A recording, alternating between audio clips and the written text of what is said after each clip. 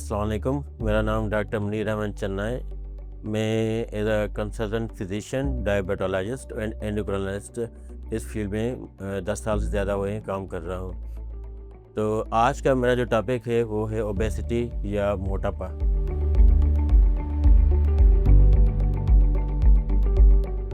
जो मोटापा है या ओबेसिटी एक एक तिब्बी हालत है जिसमें जिसमें एक्सेसिव या ज़्यादा चर्बी जो ना ज़्यादा मकदार में जमा हो जाती है, जो सेहत के लिए जो नुकसानदेह साबित हो सकती है। सेडेंटरी लाइफ स्टाइल है, जो हमारी एक्टिविटी फिज़िकल एक्टिविटी बिल्कुल ना होने के बराबर है।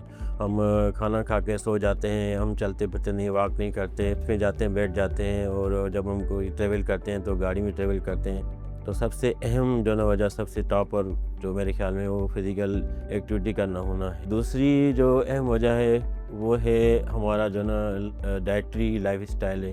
जो डाइट हमारी है ना वो अनहेल्दी है। उसके अलावा कुछ जेनेटिक फैक्टर होते हैं जिसकी वजह से ना मोटापा हो सकता है। जेनेटिक फैक्टर फैमिली में रन करते हैं और माँ बाप से हम जो है विरासत में लेते हैं, तो वो भी एक बहुत अहम वजह है मोटापे की। उसके बाद कुछ दवाइयाँ हैं जिसकी वजह से मोटापा हो सकता है। उसमें सबसे अहम दवाइयाँ जो है ना वो है जैसे स्टेरॉइड हैं, हम वो लेते हैं, वो मोटापा कर सकती हैं। और उसमें डिप्रेशन की गोलियाँ होती हैं, वो हम जो आजकल डिप्रेशन बहुत ज़्यादा है वो लोग लेते हैं, तो उसकी वजह से भी मोटापा हो सकता है। तीसरा जो ना हम शुगर की दवाइयाँ अक्सर, जो पेशेंट शुगर वाले हैं वो शुगर की मेडिकेशन लेते हैं, उसमें कुछ ग्रुप ऐसे हैं दवाइयों के जो मोटापा कर सकते हैं।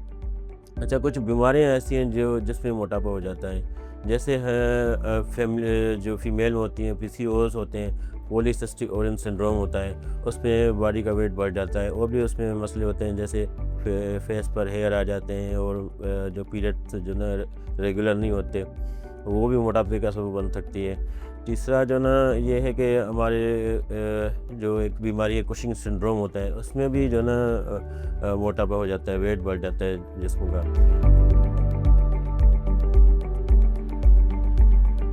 दूसरा, मोटापे की वजह से कोलेस्ट्रॉल बढ़ जाता है, और कोलेस्ट्रॉल बढ़ता है तो उसकी वजह से ब्लड प्रेशर भी बढ़ता है, और ब्लड प्रेशर की वजह से हार्ट अटैक भी हो सकता है। तो ये एक विशेष सर्कल है।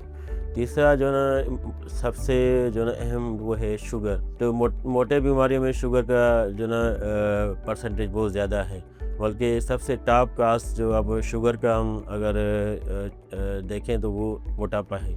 मोटापे की वजह से इंसुलिन रेजिस्टेंस हो जाती है, और इंसुलिन काम नहीं करती अपनी सही तरीके से बॉडी में, तो वो उसकी वजह से शुगर हो सकती है। तीसरा, मोटापा जो ना एक इंसान को सोशल लाइफ भी डिस्टर्ब करता है। बंदा अगर कहीं जाता है घूमने फिरने या किसी सोशल लाइफ में एक्टिविटी में जाता है, तो उस पर लोग तनकीद करते हैं, या उस पर जो ना कुछ अच्छा नहीं समझते कि जो ना कुछ कमेंट देते हैं, तो उसका जो एस्टीम लो हो जाता है, डिप्रेशन में चला जाता है।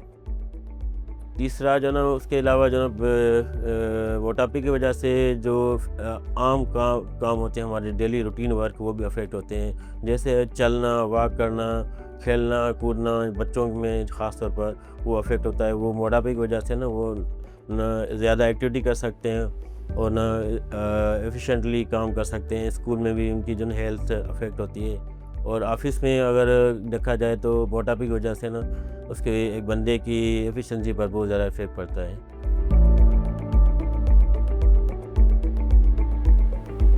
अच्छा, जो मोटापे या ओबेसिटी को जो ना ट्रीट करने के लिए हमारे पास 2-3 ऑप्शन हैं।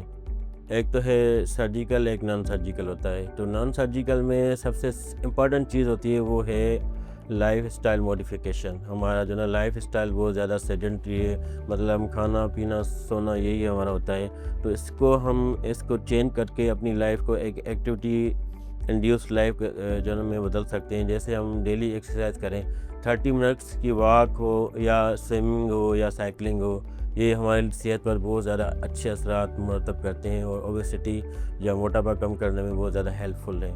उसके बाद आती है हमारी डाइट आती है। डाइट में हम जैसे कहा कि सबसे अहम वजह हमारा जो ना जंक फूड है, बच्चों में, बड़ों में, दोनों में ये रुझान पाया जाता है कि जंक फूड का इस्तेमाल बहुत ज़्यादा करते हैं। तो इसलिए इसमें जो ना जंक फूड का इस्तेमाल हम कम कर दें, बल्कि इसको हम डिस्करेज करें बच्चों में भी, बड़ों में, तो इस पर भी मोटापे का बहुत ज़्यादा अच्छा असर पड़ता है। एक साइकोलॉजिकल थेरेपी भी आती है, जैसे एक आदत बन जाती है जंक फूड खाने की, लाइफ़स्टाइल चेंज नहीं होता, मुश्किल से होता है, तो उसको स्टिमुलेट करने के लिए, उसको जो ना इनकरेज करने के लिए एक थेरेपी आती है साइकोलॉजिकल, जिसको हम कहते हैं सीबीटी, कॉग्निटिव बिहेवियरल थेरेपी। तो एक साइकोलॉजिस्ट की हेल्प ले सकते हैं। उसके बाद कुछ दवाइयाँ हैं जो हम यूज़ कर सकते हैं मोटापा कम करने के लिए। वो उसके जो ना जो है तो वो ज़्यादा कॉस्टली हैं, मगर ये है कि सबसे पहला इम्पोर्टेंट लाइफ़स्टाइल आप मॉडिफ़ाई करें। सेकंड ऑप्शन हमारे पास दवाइयाँ आती हैं, उसमें है ओरल स्टेट है, और कुछ ड्रग्स हैं जैसे सीमाग्लूटाइड है, और लीनाग्लूटाइड आती हैं। वो ज़्यादा कॉस्टली हैं, मगर वो इफ़ेक्टिव हैं बहुत ज़्यादा वेट रिड्यूस करने में। उसके बाद हमारे पास ऑप्शन है ना, जो सर्जिकल ऑप्शन होते हैं। सर्जिकल से पहले मैं कहूँगा कॉस्मेटिक भी हमारे पास ऑप्शन है, जैसे हमारे पास आती है लिपोसक्शन आती है, और दूसरा है फेट फ्रीज़ है। फेट फ्रीज़ भी एक जो ना नॉन सर्जिकल प्रोसीजर है, और कॉस्टली है, वो भी इफ़ेक्टिव होता है, वो कॉस्मेटिक इसमें जो ना ट्रीटमेंट में आता है। उसके बाद हमारे पास जो ना आखिरी हल होता है, अगर बहुत ज़्यादा मोटापा है, बीएमआई 40 से ऊपर हो, और शुगर, ब्लड प्रेशर, बहुत सारे प्रॉब्लम साथ हों, और मोटापा लाइफ़स्टाइल और सारी चीज़ें करने के बावजूद कम ना हो, तो हम सर्जरी करवाते हैं। सर्जरी भी मुख्तलिफ ऑप्शन है, उसको हम कॉमनली कहते हैं बैरिएट्रिक सर्जरी। वो हम करवाते हैं। वो एक इंतहाई मतलब मुश्किल सर्जरी है, और कॉस्टली भी है, इसलिए लोग ज़्यादा उस तरफ नहीं जाते। मगर ये कि ऑप्शन हमारे पास आखिर में ये होता है कि हम सर्जरी करवा सकते हैं।